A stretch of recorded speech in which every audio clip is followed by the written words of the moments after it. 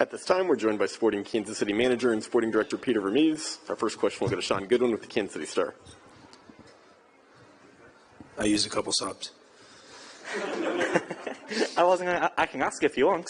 No. Do it. You don't need to. I already did. You already know I did. But no, good victory for you guys against an opponent that, always gives you guys a good game. So just how good was it to come out 3 quick goals or 3 first half goals and win like that? It's a great opponent. They're an excellent team. They have a great team. They have a great staff. I have nothing but the utmost respect for them. I really do. It's always a tough match whenever we play against each other. Both of us were struggling a little bit in regards to having injuries with players and everything, but all in all, it was a good match by us. The guys did the business. Thank you. Cheers. Enjoy your wine. And then, Johnny Russell, he was causing fix for DJ Taylor all night. Were you guys purposely attacking down that right-hand side? Was it a game plan?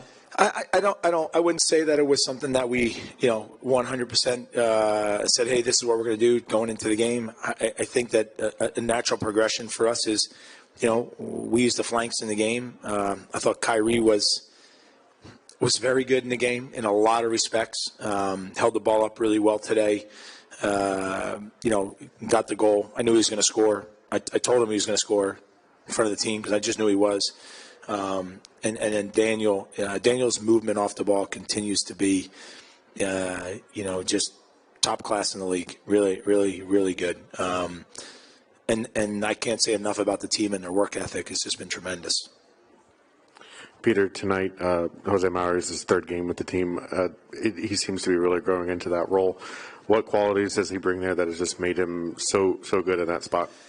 He definitely understands the position.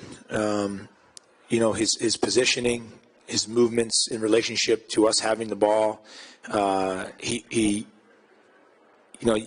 a short period of time, as you stated, right? So he still has to learn some certain nuances in what we want to do, probably more, I should say, what I want that person to do in that position when we play in our style.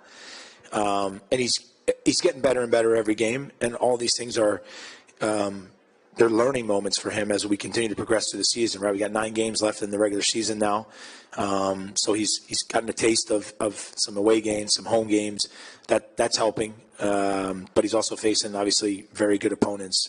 The other is that he has good short and long range passing, and then he's also a little bit of a gnat sometimes. He knows how to get in and steal a ball or nick a ball away from a guy.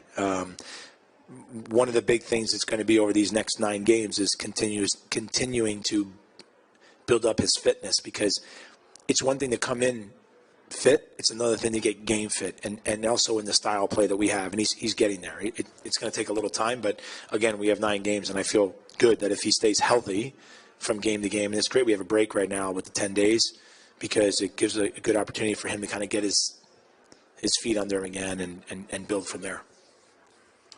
Peter, Cam Duke seems to get better and progress with every appearance he makes. What are your thoughts on his performance, not just tonight, but how he's growing into his role with the team?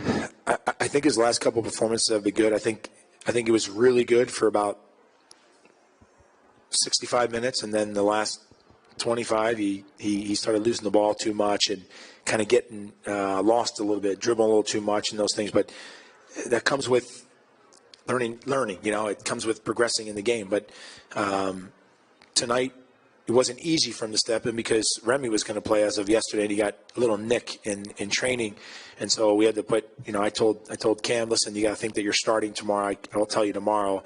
But he came, good mentality, and I thought he played really well for, like I said, like 65 minutes. Good movement. I think he was elusive many times with his change of pace on the ball when he turned. All those things are good, and he continues to progress. But it's a step. He's got many steps he has to make, but he's getting there. Peter, Jake Davis made his first team debut today. Didn't get a ton of time, but can you talk about yet another guy coming from the academy to the second team all the way to the first team? I think you guys know normally I don't kind of do cameos, right? At the end of the games, I normally don't do that, but I wanted to get Roger off the field.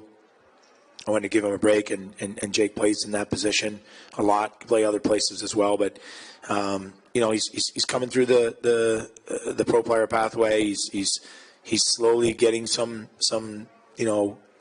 comfortability with the first team, if you will, because he's in training, and he's been back and forth and spent a lot of time with the second team. But again, just he's gonna feel good that he got the cameo. But what I hope it does is I hope it ignites that he wants to actually play real meaningful minutes and be a part of the team, and that's what you hope happens with guys. You mentioned 10 days off between now and Seattle. They have 2 games between now and then. What does that time off look like in terms of like training and recovery, since it'll be a big game for playoff seeding in the West? Yeah,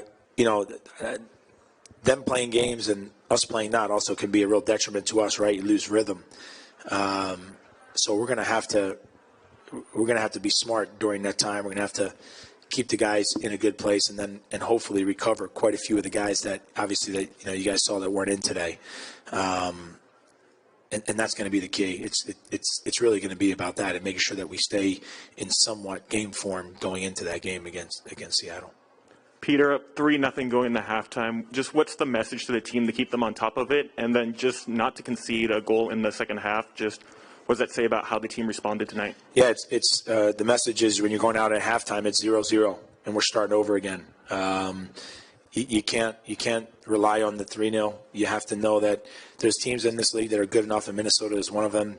They're good enough to come back and score 3 goals. It happens all the time. I mean, I think yesterday the New York Columbus game, I think it was 3-3. It happens, right? And so you gotta stay on top of yourself. You have to continue to keep your guard up and don't let your guard down. And that was part of my message. And the other was we had a couple things offensively and defensively we needed to make some tweaks on. And I think all in all we were pretty decent with that, especially the defensive stuff. We were pretty good. Yeah, and then the other thing is that you got to constantly be good with the ball, especially if you want to try to keep it like we do. You got to be good with it. You mentioned the injury that Walter picked up in training yesterday. How long do you think he's going to be out? And same with Alan Polito, who I think he'll be back for the next game. And Polito? I feel pretty good about that too. I feel pretty good that most of the guys will be there. At some point I probably could have thrown Issy in tonight, but I just felt that another 10 days of training will be really, really good for him. So, Peter, thank you very much for the time tonight. Thank you.